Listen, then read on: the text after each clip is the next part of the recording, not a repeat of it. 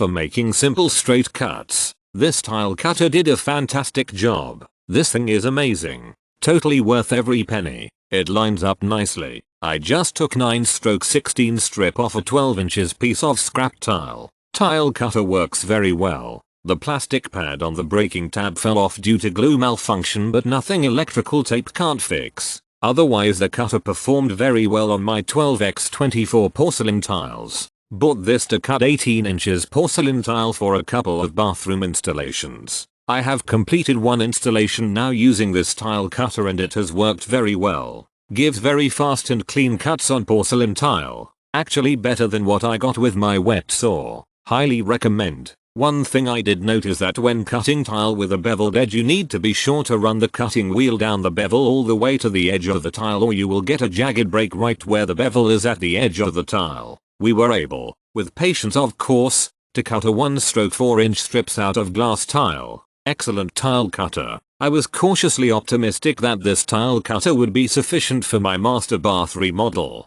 and I was not disappointed. With the exception of a few special cuts that required a tile saw, this tile cutter perfectly cut my 12x24 floor tile, 4x16 subway tile, and 2.5-inch lantern tiles.